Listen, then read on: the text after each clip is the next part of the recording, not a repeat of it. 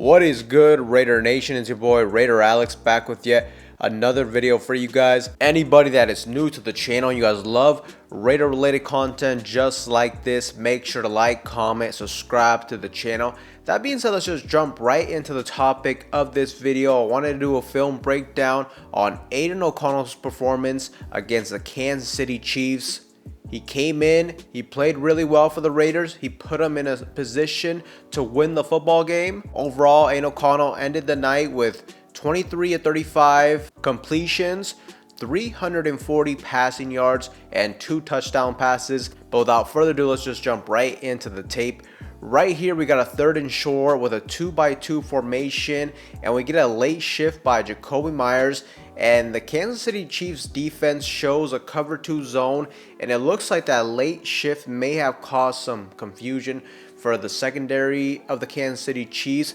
And that outside cornerback looks like he was expecting some safety help over the top, but Aiden O'Connell does a good job going through his progressions. He identifies the window to Jacoby Myers and is able to complete this pass. He's able to fit this in between the cornerback and the safety for a 43-yard gain. Now, I do feel like the pass was slightly underthrown, as Jacoby Myers did have to slow down and go back to the football, but overall still a really good throw and overall good ball placement on this rep.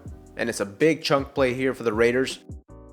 Now here we're going to target wide receiver Jacoby Myers once again in the slot, going against man coverage against Trent McDuffie. And really, I got to tip my hat off to Jacoby Myers on this rep, because really we can see here that the ball is thrown behind on this out route, but he does a great job turning his head around, locating the football, and ultimately making that adjustment before Trent McDuffie can even turn his head around to make a play on the ball. Just a really impressive catch here from Jacoby Myers. But I like Aiden O'Connell identifying the matchup and targeting his best players on the offensive side of the football. 3rd and goal here, and although this play ultimately results in a sack, I just really like what I saw from O'Connell here when it comes to his mobility and trying to make things happen down the field. I mean, up front we can see Dylan Parham is going to get a one-on-one matchup with Chris Jones, and that's just a terrible matchup for us.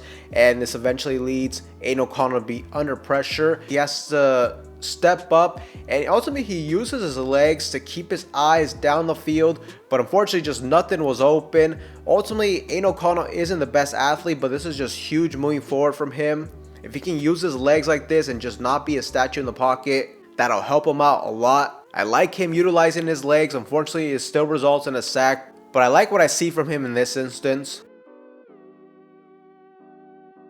Now here is another example of Aiden O'Connell using his legs. Here we're going to get a rusher off the edge on a blitz, and running back Sincere McCormick isn't able to pick up the blitz, and this forces Aiden O'Connell to go outside of the pocket on the move, and he identifies the matchup he likes, and Brock Bowers, he's open, and he gets this off just in time to get the first down. The pass was slightly underthrown, but that was just due to the pressure and him just having to get this off as soon as possible before taking a sack. But great stuff right here. 3rd and short here, and the Raiders are going to drop back for the pass, and the Kansas City Chiefs are going to run zone coverage. And here he's going to get lucky. He does not throw an interception on this one. Aiden O'Connell just does not see the linebacker in the middle of the field. He tries to hit Jacoby Myers across the middle. He just doesn't see the linebacker. And he is very lucky that he drops this interception. So just bad play, bad read from O'Connell right here. Here on this rep, I think AOC is going to wish he had this rep back, because we get a play action pass and we got Jacoby Myers on the slot once again on this crosser route going against a cover 2 look. And the window is definitely open. Jacoby Myers is there, and Aiden O'Connell's a quarterback that can definitely make this type of throw, but he just underthrows this, and he really gives his wideout zero chance to make the grab right here. But it was open, just a missed opportunity right here. Here we got Scott Turner. He's gonna get our wide receiver DJ Turner on a pre-snap motion, and the Kansas City Chiefs defense is going to get very aggressive here. They send the house on a blitz, and AOC does a really good job quickly recognizing this and getting the ball out of his hand as soon as possible. He gets it to the dump off pass to DJ Turner. And overall, I mean, we got a favorable matchup with a quick wide receiver like DJ Turner matched up one-on-one against the safety in space. The safety is unable to make the tackle, and Turner's able to get some good yards after the catch right here. Nice stuff.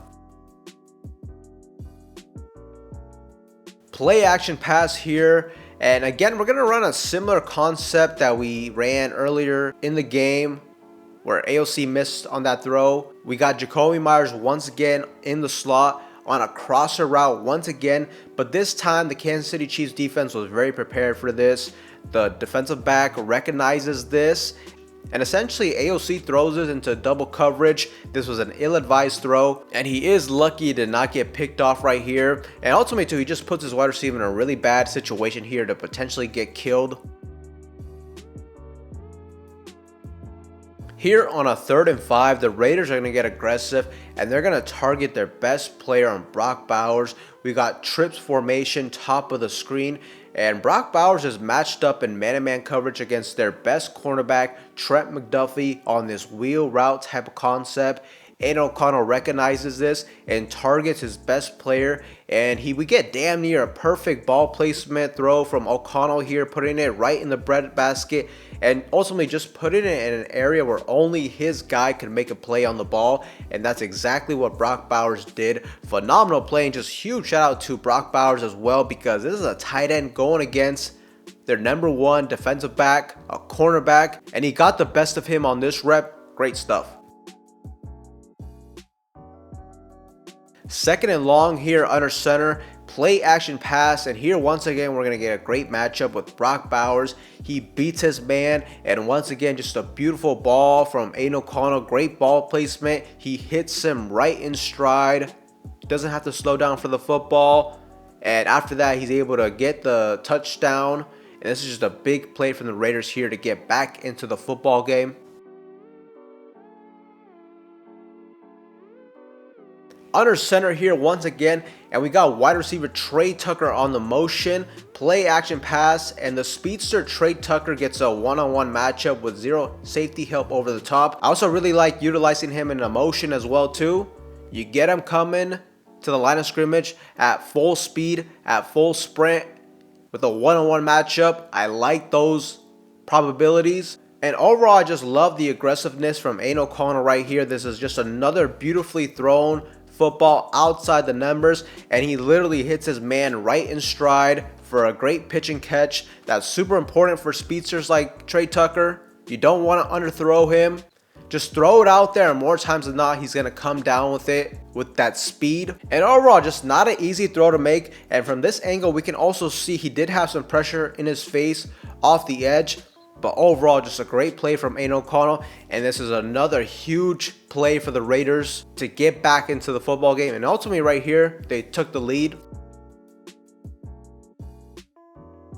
Once again, a simple play, but I like the improvement I'm seeing with Aiden O'Connell throwing on the move here. He does a great job stepping outside the pocket when he has to, and just a good, accurate throw along the sideline.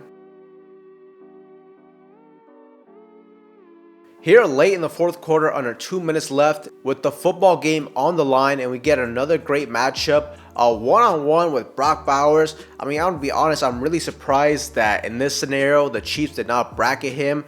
In this scenario, Aiden O'Connell wastes no time. He hits his man, he identifies the matchup, and we get another big chunk play late in the football game.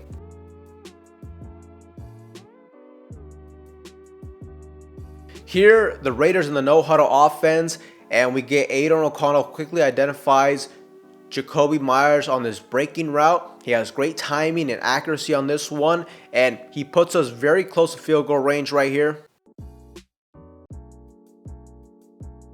On the next rep, Aiden O'Connell quickly identifies that it's man-to-man coverage, and we get a good matchup with the safety being so far off of Amir Abdullah. And this is just also really creative and a great rub route from Jakobi Meyers, which helps the safety not get there, and this helps us get about 7 yards. Now, ideally, I would like to see Abdullah get out of bounds here, but he gets tripped up. But overall, right here, the Raiders are essentially put into field goal range at the opposing defense's 32-yard line with an approximate 50-yard field goal.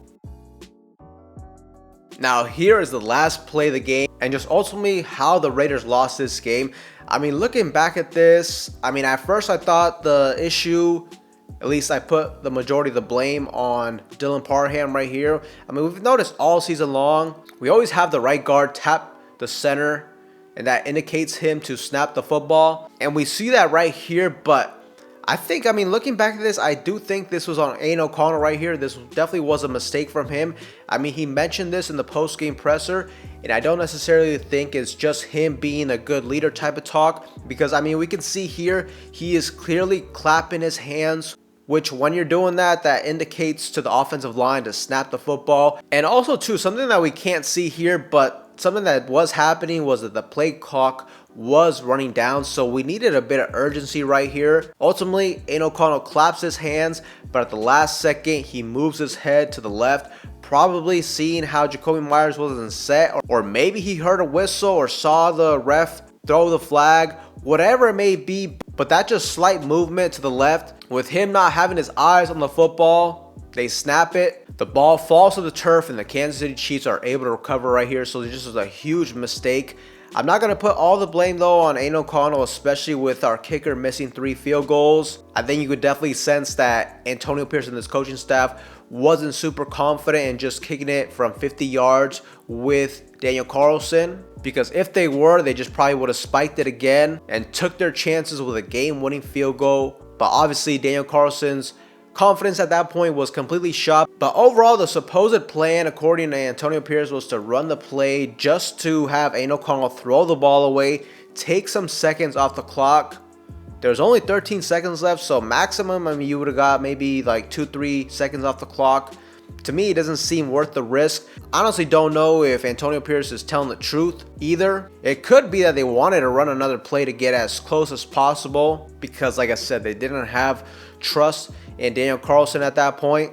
And also another thing to take into consideration is, if that was true, the play call, I mean, then why were the Raiders scrambling so much? Why were they having issues with wide receivers getting aligned? Why did they run so much time off of the play clock? And ultimately, it just looked like multiple different players were confused on the offensive side of the football. So you would like to think, you know, a play call this simple, where it's just like hike it, throw it out of bounds, you would think that the Raiders wouldn't mess that up. But I definitely would like to get your guys' thoughts and opinions on that. But overall, Raider Nation, I thought Aiden O'Connell played really good in this game. Like I said, 23 of 35, 340 yards, 2 touchdowns. Now, it is important to note that he did have some turnover-worthy plays, but overall, he did very good. He was accurate with the football, and overall, he did a great job pushing the ball down the field. And that's the biggest thing I noticed that was different with the offense today, because the offense this season under Gardner Minshew has been a very dink and dunk offense. But with Aiden O'Connell, you saw him let it loose.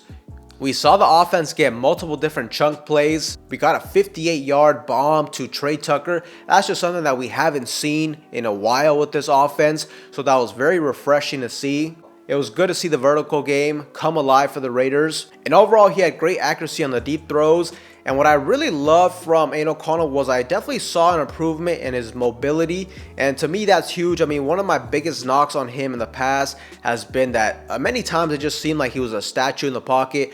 So anytime the opposing defense got some pressure on him, he typically gave up a sack. But I saw him use his legs a little bit more. Now, he's never really going to be a threat to like get a touchdown, get multiple first downs using his legs. But ultimately, all I want to see is him step up when he has to, roll out of the pocket when he has to, make more throws on the move, and also do something as simple as when the pressure gets there, can he use his legs to escape the pressure, and just something as simple as just throwing it out of bounds compared to taking a sack, because it's a huge difference going into the next play at 2nd and 10 off of an incomplete pass compared to taking a sack and now you're at 2nd and 19.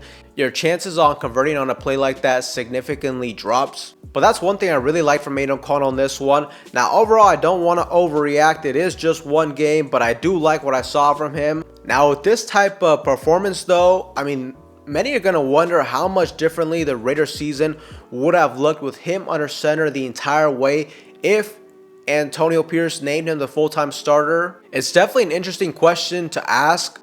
And I would definitely like to get you guys' feedback on that. Let me know in the comment section down below. But with that being said, Raider Nation, that's all for you guys in today's video. Let me know what you guys thought of Aiden O'Connell's performance. Should AP have started him from the jump in week 1? Let me know in that comment section down below. But with that being said, Raider Nation, that's all for you guys in today's video. Anybody that's new to the channel, you guys love Raider related content just like this, make sure to like, comment, subscribe to the channel. That being said, I will see you guys in the next one.